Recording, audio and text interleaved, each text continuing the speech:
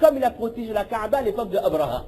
Lorsque l'armée de l'éléphant voulait casser la Kaaba, le grand-père Prophète était le plus intelligent. Il a dit, vous voulez exaucer un de mes désirs? Khalas, préservez mon troupeau de chameaux. Le roi est étonné, dit, comment ça? Toi, tu es le responsable de Makkah, tu es le Amir. Il y a Abdul Muttalib, une grande barbe blanche, c'était un homme, il y avait un nour sur le visage, et les gens respectaient cette personne. Il dit que, je croyais que tu allais me dire, ne casse pas la Kaaba. Il a dit non. Il a dit, ce troupeau de chameaux, c'est moi le propriétaire. Donc je veux le protéger. Cette Kaaba, c'est Allah le propriétaire. C'est lui qui le protège. Et Allah le protège. Donc notre travail, c'est pas aller faire jidal avec toutes les abrutis qu'il y a. Parce qu'il y en a beaucoup jusqu'au Qiyamah, il y en aura encore et encore. Notre travail, c'est adorer Allah. Notre vie, qul inna salati, wa nusuki, wa mahyaya, wa mamati. Je vis, je meurs, je donne tout. J'aime pour Allah, je n'aime pas pour Allah. Et toute ma vie, c'est pour Allah. Et si Allah est satisfait de moi, khalas, même si l'humanité me déteste, Allah est content de moi, j'ai réussi. Je quitte ce dunya avec la ilaha illallah, même si je n'ai pas un compte en banque en Suisse, même si je n'ai pas une grosse voiture, même si j'ai toujours été chômeur, mais s'il y a calaiement de mon cœur, alors je suis le plus grand gagnant. On a vu l'exemple de ce bayan d'un Américain qui a fait un discours magnifique. Il a dit que même si tous mes enfants devenaient des médecins, ils gagnaient beaucoup d'argent, mais s'ils n'ont pas iman de leur cœur, je serai le père le plus malheureux. Et dit, mais si tous mes enfants, ils étaient pauvres, ils habitaient même dans les parcs, hein, en Amérique il y a plein de parcs partout, ils habitaient dans les parcs ou alors sous un pont, mais dans leur cœur il y a Allah dans leur cœur, alors je serai le papa le plus hada. Donc, celui qui a compris maintenant la deuxième partie de Muhammad, Ashhadu anna Muhammad Rasulullah, il comprend que je ne peux être musulman qu'à partir du moment où je vais suivre ce prophète. Attester que Muhammad sallallahu alayhi wa sallam est le prophète d'Allah, avec les explications qui vont avec, on expliquera par la suite, Inch'Allah, c'est le mot-clé, c'est al-ittiba'. Je suis le prophète sallallahu alayhi wa sallam. J'adore Allah, oui, mais pas comme je le veux, mais pas comme je le conçois. C'est pas que je vais me mettre au-dessus de la mosquée, je vais chanter le Coran fort et Allah va m'aimer. Non, c'est pas comme ça. On n'invente pas l'ibad. Je fais ce que notre prophète alayhi salatu wa sallam nous a enseigné. Et cela incombe le fait, et là on rejoint le Qul ya ayyuhal kafirun qul Allahu ahad, je ne peux adorer Allah que par les exemples donnés par le prophète sallallahu alayhi wa sallam. Et également, je peux être musulman qu'à partir du moment où je réalise que je n'ai pas à imiter les autres adyan, les autres aqidah, les autres milal, les autres religions, ou alors les autres adat, les autres habitudes, at-tashabbuhu bil qawm, je n'ai pas à imiter d'autres styles de vie, d'autres modes de vie, si ce n'est celui que le prophète alayhi salatu wa sallam m'a légué. Également, lorsque j'atteste que Muhammad alayhi salatu wa sallam est le prophète d'Allah, je ne peux pas innover dans la religion. Je deviens l'ennemi de la bid'a. Quand je vois une innovation, je dis non, si notre prophète ne l'a pas fait, alors je reste en dehors de ce ibadah. Ça, ces détails-là, Inch'Allah, on va expliquer par la suite. Et dernièrement, il y avait un reportage sur la télévision il y a 2 semaines. On voulait parler de ça il y a 2 semaines, mais Qaddarallah, avec problème de santé, on n'a pas pu. Il y a un reportage, et ça c'est de la plus haut degré d'hypocrisie. On parlait d'un musulman modéré. Déjà, je ne sais pas c'est quoi un musulman modéré. Je ne sais pas. Je n'ai pas appris. Et je ne sais pas c'est quoi un musulman intégré. Ça aussi, je n'ai pas appris. Peut-être que ce jour-là, je dormais en classe où j'étais absent. Mais ces deux termes-là n'existent pas.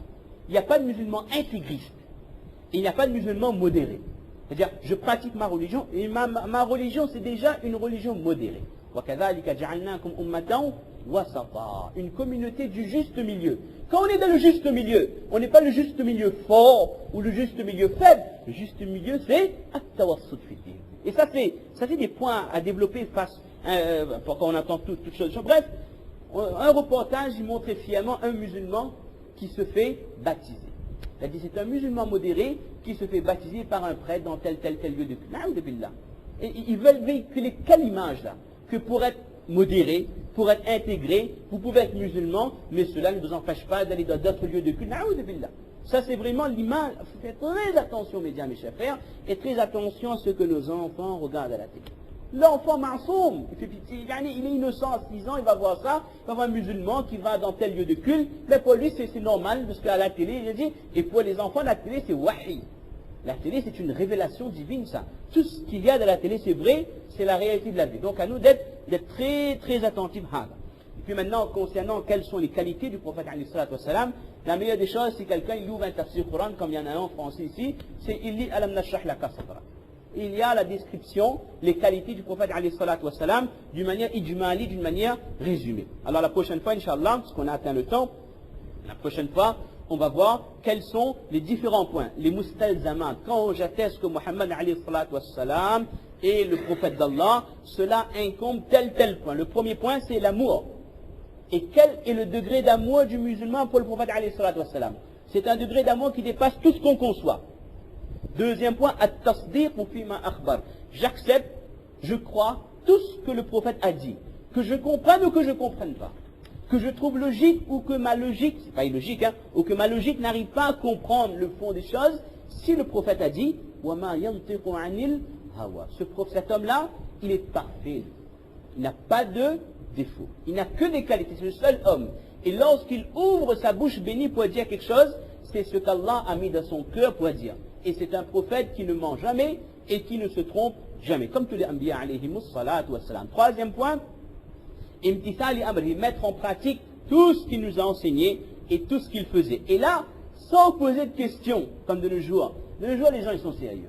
On dit qu'il faut faire telle chose, on dit oui, mais ça, les faraj, les wajib, les mustahab, les sunnah, c'est-à-dire on cherche des petits ruelles pour sortir. Un exemple, dernièrement, je parlais avec une personne à Saint-Clotilde, un jeune, rempli de bonnes intentions, je parlais de deux problématiques.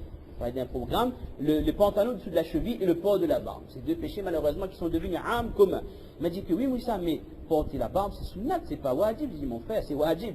Il m'a dit que, en tant que musulman, si j'aime mon prophète, je n'ai pas à aller chercher les masail. Est-ce que le port de la barbe est mustahab et sunnah, il est wajib? Notre prophète nous a demandé de porter la barbe. Il le faisait. L'amour pour le prophète dans mon cœur doit faire que je porte la barbe pour imiter le prophète. Maintenant, une personne commence à rentrer dans ces détails. Je ne dis pas ça détail, mais dans ces petits masses-là. Non, mais attends, peut-être chez tel madhab, c'est moins important, c'est pas prioritaire. Je dis d'accord, considérez la chose comme vous voulez, mais lorsque le jour de Qiyamah, nous serons ressuscités, et que les gens vont attendre que le prophète alayhi salatu wassalam intercède pour eux.